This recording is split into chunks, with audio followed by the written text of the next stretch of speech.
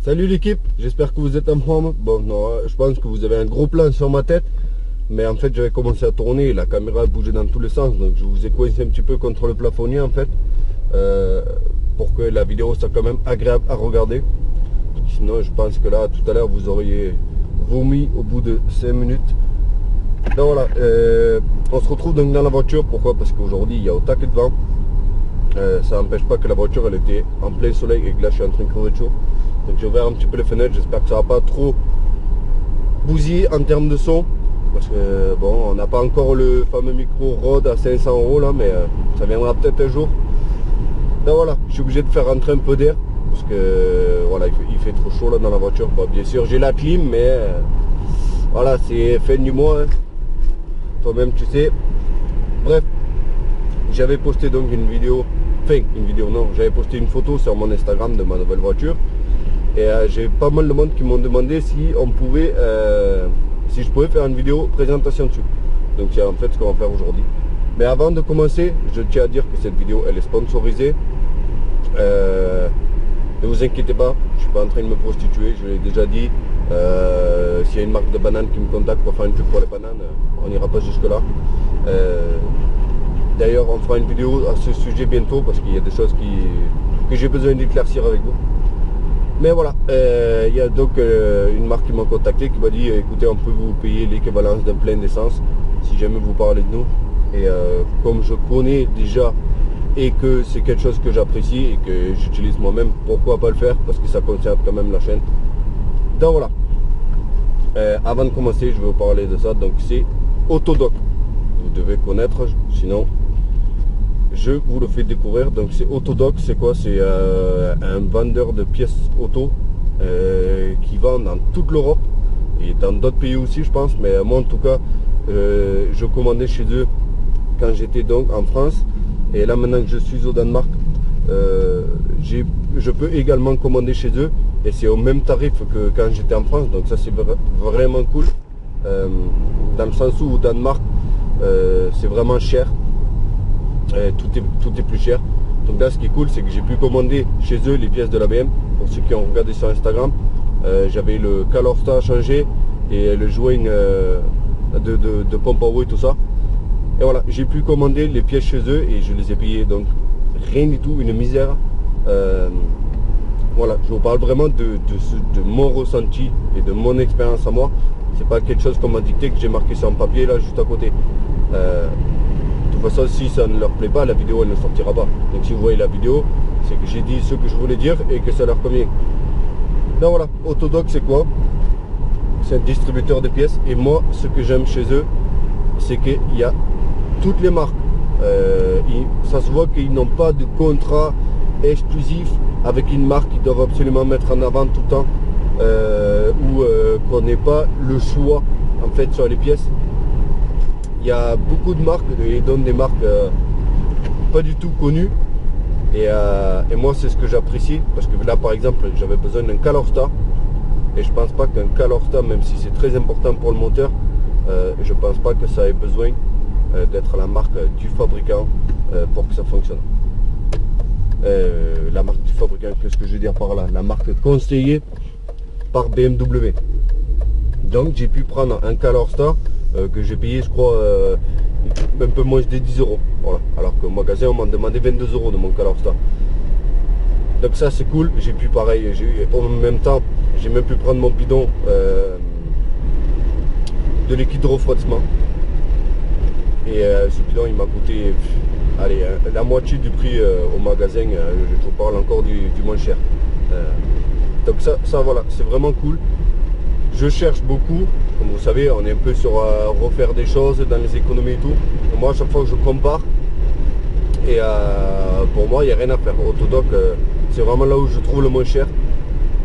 Quand j'avais refait entièrement l'embrayage de mon Vito, donc c'est-à-dire butée d'embrayage, volant moteur Bimas, ça coûte une blende, et l'embrayage, j'avais fait le tour partout et le moins cher que j'avais trouvé c'était Autodoc. Donc c'est pour ça que j'ai accepté de faire cette vidéo, parce que je commande à chaque fois chez eux. Là on vient de commander les 4 amortisseurs pour le... Enfin, il y a un petit moment parce qu'on les a déjà montés. On a commandé les 4 amortisseurs pour le 4x4 à mon père. On les a pris chez Autodoc. et il y avait pas moins cher. Donc c'est pour ça que j'ai accepté de faire ça. C'est pas de la prostitution, hein.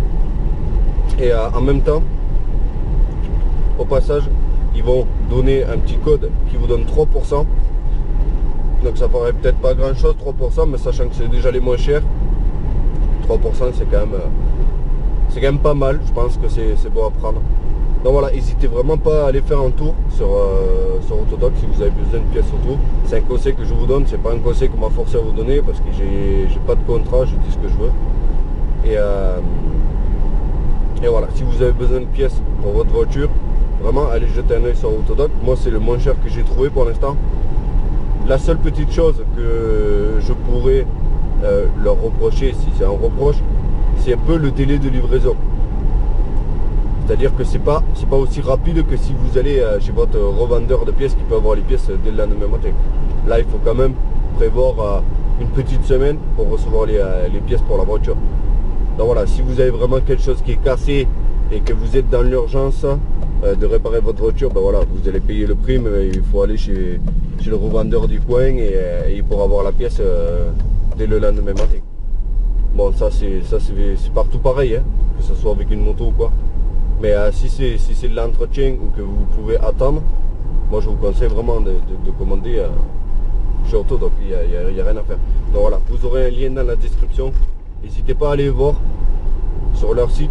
Et si vous devez commander, n'hésitez pas à passer par ce lien là parce que eux, forcément, ils vont voir le retour sur la vidéo si jamais il y a des gens qui vont commander avec mon code ou passer par ce lien. Donc moi ça me fera plaisir de leur montrer que on est des gens sérieux sur cette chaîne. Voilà. Bref, je sais que ça a été un peu long les amis, mais j'ai pas de script prévu, vous le savez. J'ai pas de script prévu pour ce genre de choses. Je vous dis toujours la vérité, je pars à l'arrache et je vous parle. Là voilà, maintenant qu'on a fait le tour de Autodoc, on va parler de la voiture. C'est parti les amis.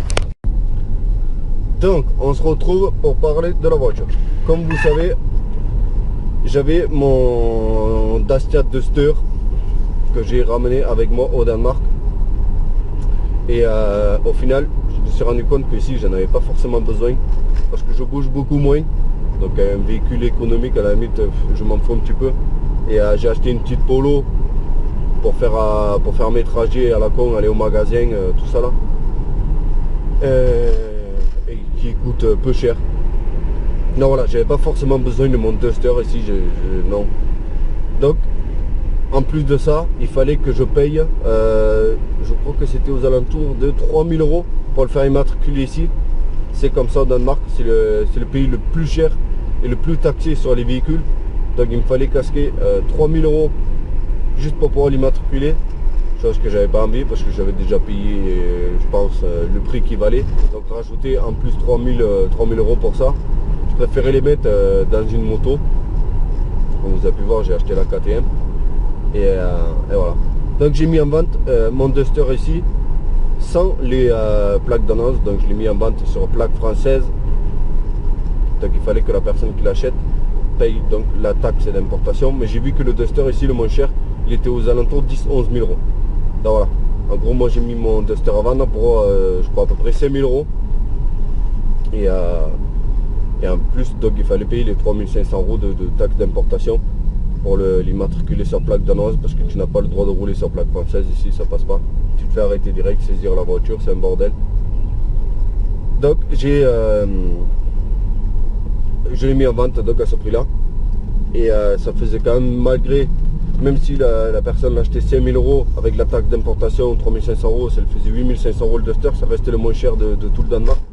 Donc c'était quand même intéressant et moi je m'y retrouvais sans forcément gagner. Bah, j'allais me rembourser ce qui m'avait coûté et puis voilà, c'était le principe.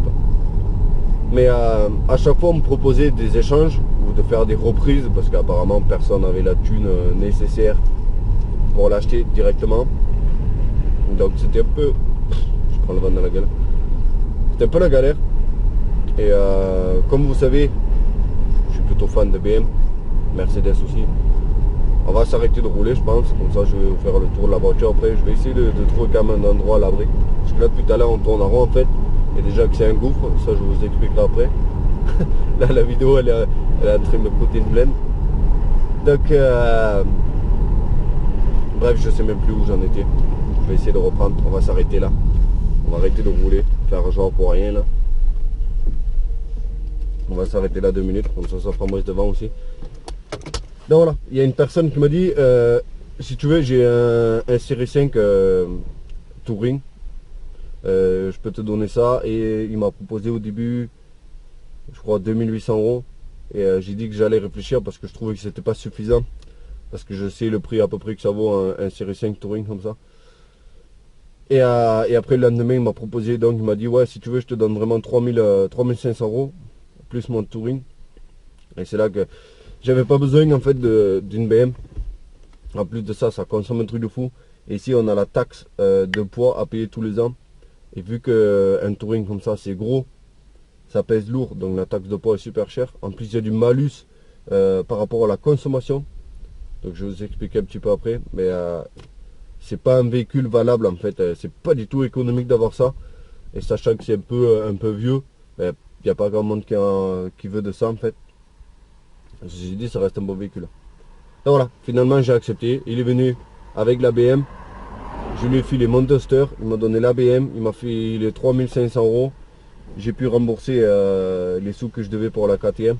Et voilà, ça me fait une KTM, ça me fait quand même une BM. Parce que moi j'adore ça. Et voilà.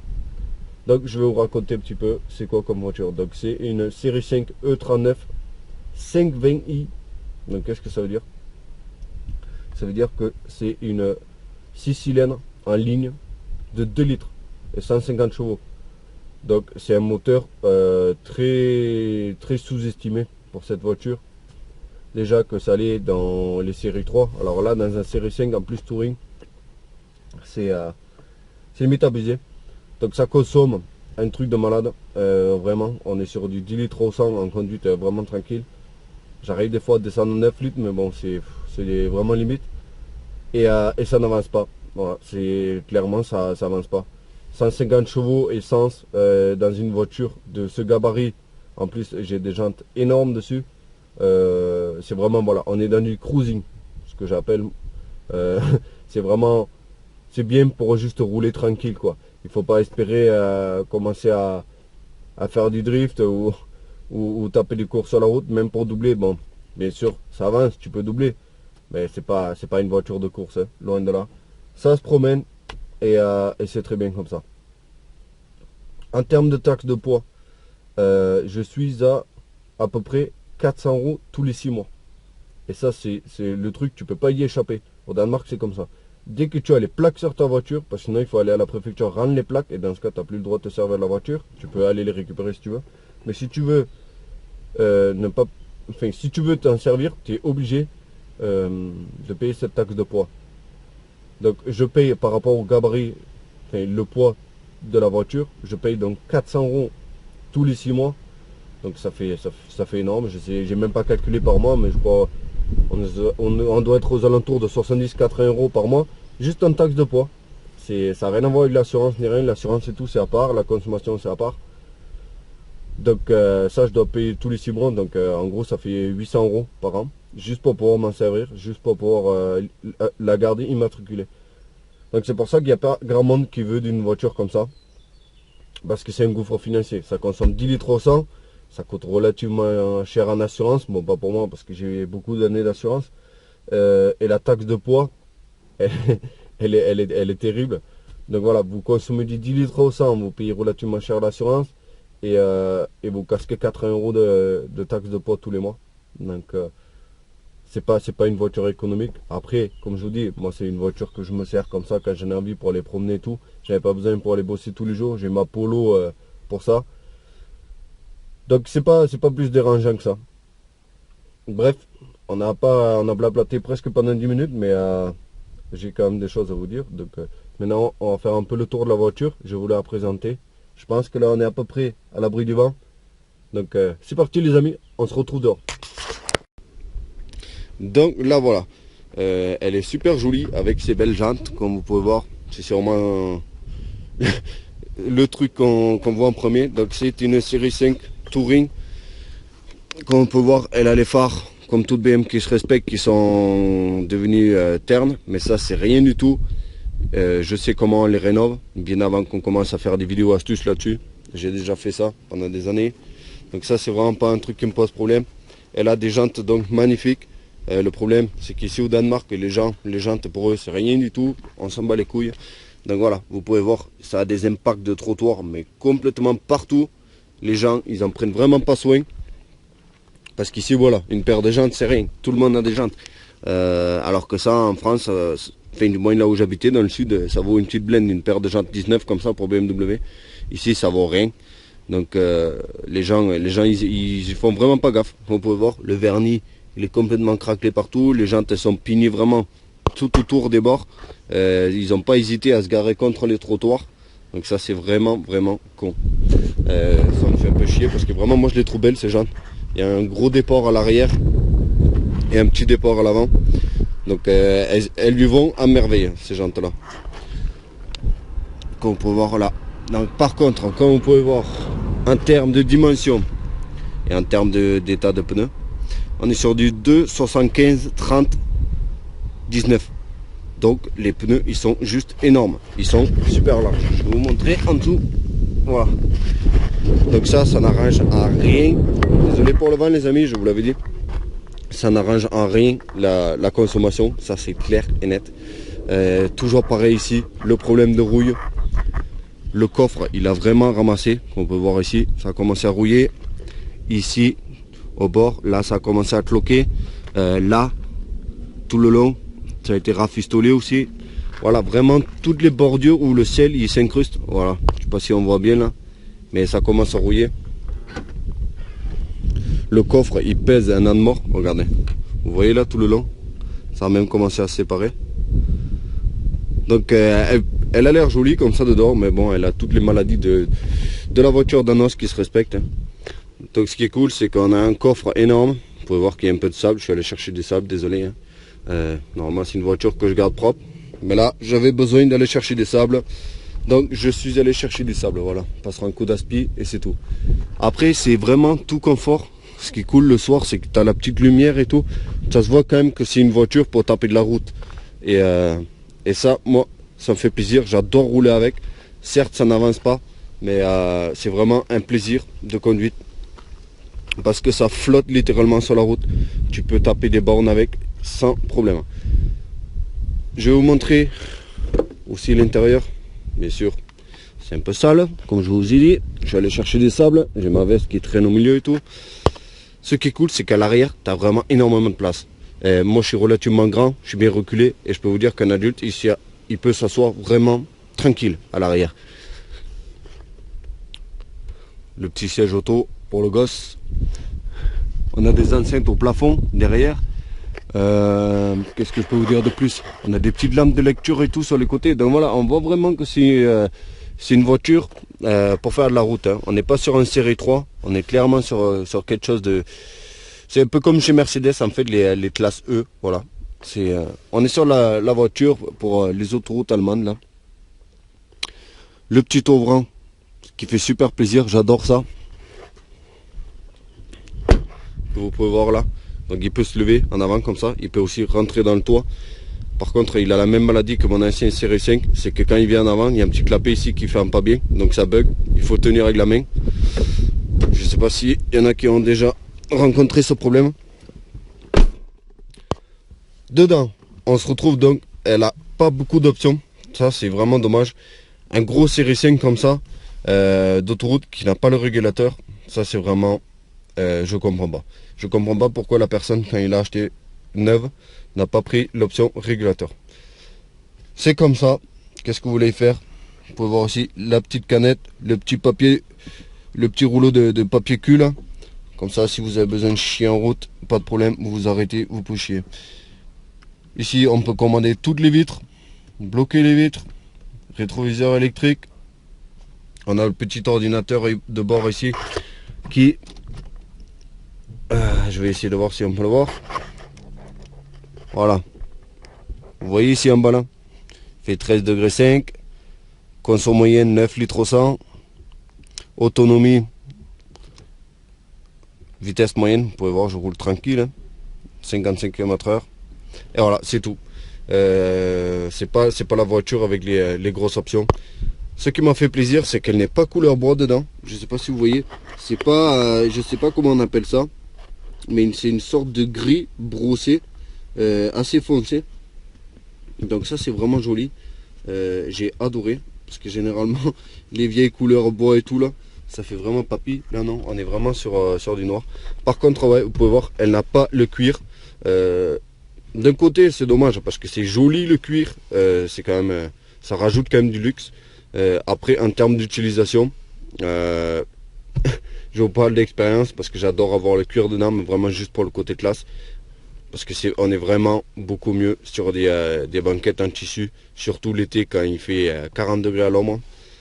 Donc voilà, elle a l'intérieur tissu d'un bleu foncé. Il n'est pas forcément abîmé comme on peut voir ici, ça n'a pas été craqué. En même temps, elle n'a que 201 000 km, c'est pas grand chose pour une BM comme ça. Ici, on a le méga poste d'origine, donc ça c'est un peu dommage qu'à l'époque ils aient fait ça. Parce que du coup, si tu veux changer de poste, il te faut tout un bordel. Je me rappelle plus exactement, mais je l'avais fait sur mon ancienne série 5. Il te faut tout un truc pour pouvoir mettre un poste universel qu'on peut acheter dans les magasins d'autoradio. Voilà, bref. Après, si on peut se contenter de ce poste-là, il est vraiment bien. Il est bien équipé. Il fait lecteur CD. On peut enregistrer au taquet de chaînes de radio et tout dessus. Donc le poste en lui-même, il est super bien. Mais par contre, voilà. Vous êtes bloqué. Pas de prise auxiliaire. Pas de prise USB. Donc c'est un peu old school. Mais ça fait vraiment son taf. Ça c'est pareil. J'aurais aimé avoir les commandes au volant pour le poste. Malheureusement, comme je vous dis, ça se voit que le mec il ne s'est pas foulé en termes d'options. Après, clim, bison, automatique, tout le bordel là. Ça c'est relativement normal sur les BM de ces années-là. Là, nous avons le bouton magique qui ne sert pas à grand chose sur ce véhicule. En fait, c'est l'anti-patinage. Quand vous appuyez sur ce bouton, vous avez le train qui s'allume au tableau de bord. Et là, vous pouvez commencer à drifter. Malheureusement, vu la taille de mes jantes et la puissance du moteur, on n'est pas prêt de drifter. Donc voilà, je pense avoir fait un petit peu le tour, les amis, de la voiture. Vous voyez, c'est là qu'on voit que c'est quand même, je vais me savoir dans la caméra. C'est là qu'on voit que c'est quand même une voiture pour les gens qui tapent de la route ou les commerciaux, les trucs comme ça. Donc voilà, en gros j'en suis très content de la voiture, vraiment, je me plains pas. Juste le truc c'est que ça consomme un truc de malade, ça fout un peu les boules. Elle serait beaucoup mieux en version 530 diesel. Je vais essayer de vous recaler là-haut. Où elle aurait donc beaucoup plus de puissance et surtout une consommation bien inférieure. Je ne sais même pas comment je vous ai calé tout à l'heure. Bref, je vais garder là pour l'instant. Mais voilà, elle aurait été en 530D, bien sûr, je ne l'aurais pas non plus eu à ce prix-là. Faut rester, c'est logique. Donc, je ne sais pas encore si je vais garder ce véhicule-là. J'adore rouler avec. Je le trouve beau. Franchement, il me plaît. À la base, j'aime pas les touring chez BMW, sauf les séries 3 E90. Sinon, j'ai jamais trouvé ça beau, même chez Mercedes. Je trouve qu'à chaque fois, l'arrière, en fait, le coffre, il est loupé. Je trouve ça trop laid. Et normalement, le E39, comme ça, je le trouve trop laid aussi. Mais je sais pas pourquoi. Quand je l'ai vu en vrai, finalement, je l'ai trouvé pas mal. Les jantes lui vont bien et tout, et la couleur et tout. Voilà, franchement, la voiture, elle me plaît finalement pas mal. Le seul truc, voilà, c'est la consommation et tout. Et ça me coûte une blinde par mois de l'avoir. Donc il faut vraiment que ce soit un plaisir, sinon c'est pas la peine de la garder par rapport à la taxe de poids. Donc je sais pas, dites-moi vous dans les commentaires si vous pensez que c'est une voiture qu'il faut garder. Elle est vraiment pratique pour aller chercher les trucs et tout. Donc bref, je sais pas les amis, je sais pas encore si je vais la garder ou pas. Pour l'instant oui, je la garde, hein, je roule un petit peu avec. Après est-ce que dans le temps je vais la garder ou pas, je sais pas. Voilà.